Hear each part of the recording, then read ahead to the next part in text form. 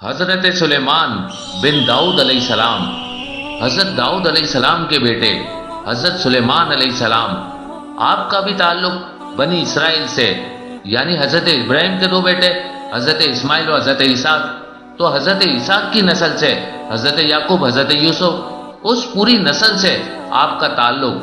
تو ایک اور بنی اسرائیل کے نبی حضرت سلیمان علیہ السلام، سلیمان علیہ السلام وہ نبی ہیں کہ جن کو وہ سلطنت عطا کی گئی، وہ بادشاہت عطا کی گئی، وہ شہنشاہت عطا کی گئی جو اس اعتبار سے نہ ان سے پہلے کسی کو دی گئی تھی نہ پھر کسی کو عطا ہوئی۔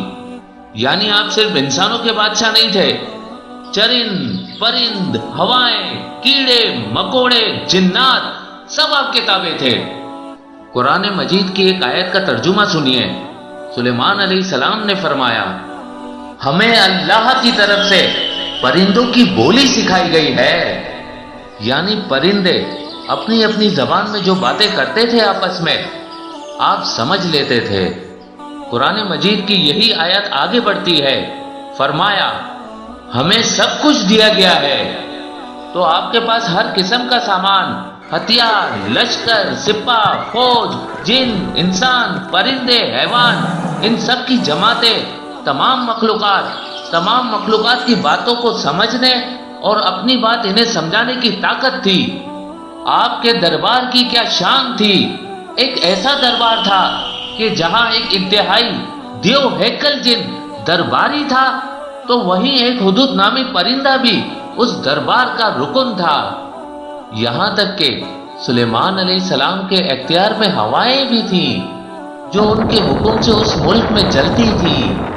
تو اللہ نے ان کے دور میں اس ملک میں جتنی برکتیں نازل کی اس سے پہلے کبھی نازل نہیں ہوئی۔ آپ نے بڑے بڑے محلات بنائے ہوئے تھے اور ان محلات اور عظیم و شان عمارتوں کی تعمیر کا کام عام انسان نہیں کرتا تھا، بڑے بڑے جنات تعمیر کرتے تھے۔ محلات ایسے تھے کہ ان کے فرش شیشے کے تھے، محلات ایسے تھے کہ انسان سمجھے یہ تو پانی ہے، فرش شیشے کے تھے، کیا کہنے ہیں۔ سورہ نمل میں حضرت سلیمان علیہ السلام کی داستان بیان کی گئی ہے۔ قرآن مجید کا سب سے منفرد سورہ انہو من سلیمان وانہو بسم اللہ الرحمن الرحیم، کہ یہ واحد سورہ ہے جس میں بسم اللہ الرحمن الرحیم 2 مرتبہ آیا ہے۔ اس سورے کا نام نمل کیوں ہے؟ ایک مرتبہ کا ذکر ہے سلیمان علیہ السلام اپنے عظیم لشکر کے ساتھ، جاہ و جلال کے ساتھ، تم تراک کے ساتھ، جو ایک شان تھی آپ کے لشکر کی، اس کے ساتھ آپ نے اپنے لشکر میں موجود جنوں کو، پھر لشکر میں موجود انسانوں کو، پھر لشکر میں موجود پرندوں کو جمع کیا اور ان سب پر مشتمل اپنی فوج کے ساتھ سلیمان علیہ السلام کسی منزل کی طرف رواں دواں تھے۔ یہ ایک ہجوم ہے انسانوں کا، ایک ہجوم ہے جنوں کا، ایک ہجوم ہے پرندوں کا، اور یہ فوج جا رہی ہے۔ آپ عالم تو سوچئے، پرندوں نے اپنے پروں سے آپ پر سایہ کر رکھا ہے، اس انداز میں یہ لشکر گزر رہا ہے، یہاں تک کہ رستے میں ایک وادی پڑی۔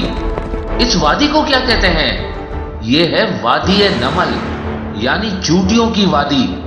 نمل یعنی چوٹیاں، تو سورہ نمل کا نام نمل اس وجہ سے ہے۔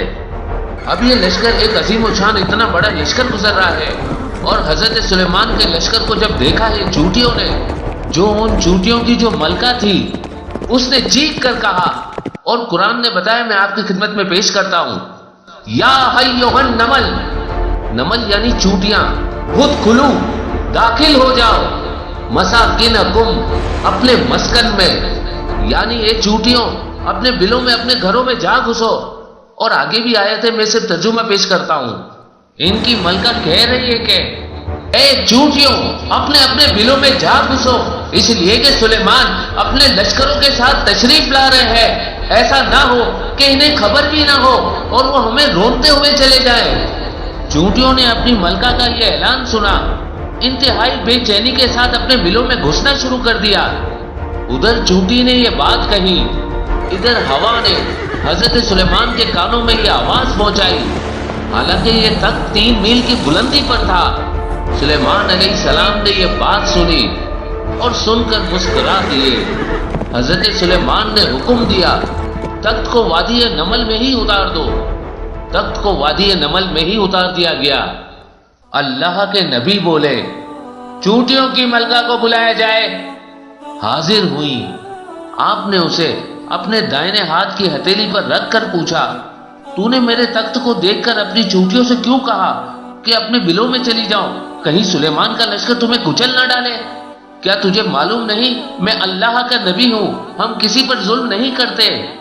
اس چونٹی کے مقدر پر رجز تو آتا ہے کہ اس وقت روح زمین پر حضرت سلیمان کے ہاتھ سے زیادہ مقدس عظیم مقام تو کوئی اور نہیں تھا نا، اور یہ اپنے نبی کے دستے مبارک پر بیٹھی ان کے چہرے کا دیدار کر رہی تھی اور ان سے گفتگو کر رہی تھی۔ کیا نصیب تھا، کیا خوش قسمتی تھی۔ چونٹی نے حضرت سلیمان کا جواب دیا، کہا حضور پہلی بات تو یہ ہے کہ جو کسی گروہ کا ذمہ دار ہوتا ہے اس گروہ کے ہر نفر کی، ہر فرد کی حفاظت کرنا سربراہ کا فرض ہوتا ہے۔ دوسری بات یہ ہے کہ مجھے آپ سے تو کوئی خدشہ نہیں تھا، لیکن میں نے سوچا کہ آپ کا لشکر کہیں انجانے میں ہمیں نہ کچل دے۔ تیسری بات یہ ہے کہ میں نے سوچا کہیں ایسا نہ ہو کہ میری چونٹیاں آپ کی شان و شوکت دیکھے اور اس بلندی پر پہنچنے کی خواہش میں کہیں اپنی اوقات نہ بھول بیٹھے۔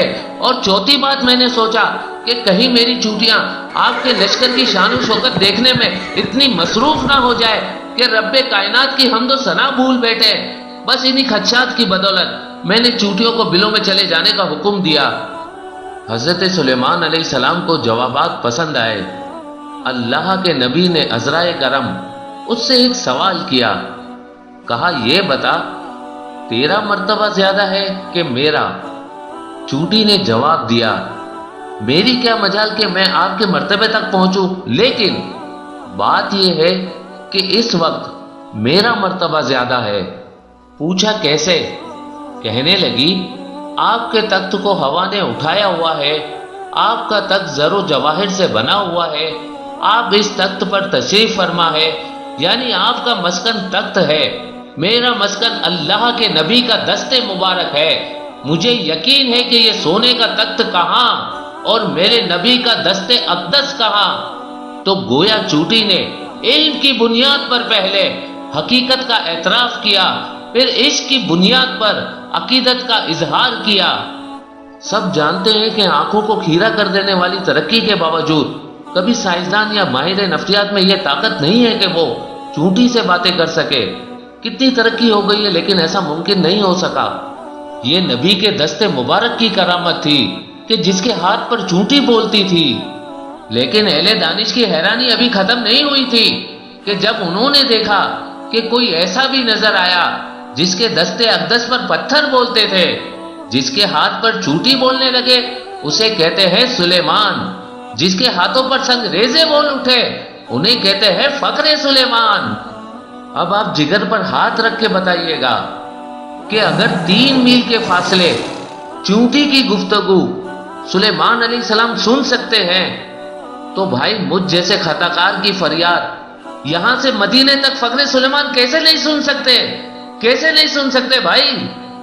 تو اسی پر تو مجھ جیسا، ہم جیسا، آپ جیسا ہر خطا کار سینہ تان کر کہتا ہے کہ مجھے دشمنوں نہ چھیڑو، میرا ہے کوئی جہاں میں ابھی پکار لوں گا، نہیں دور ہے مدینہ، میں ابھی پکار لوں گا، نہیں دور ہے مدینہ۔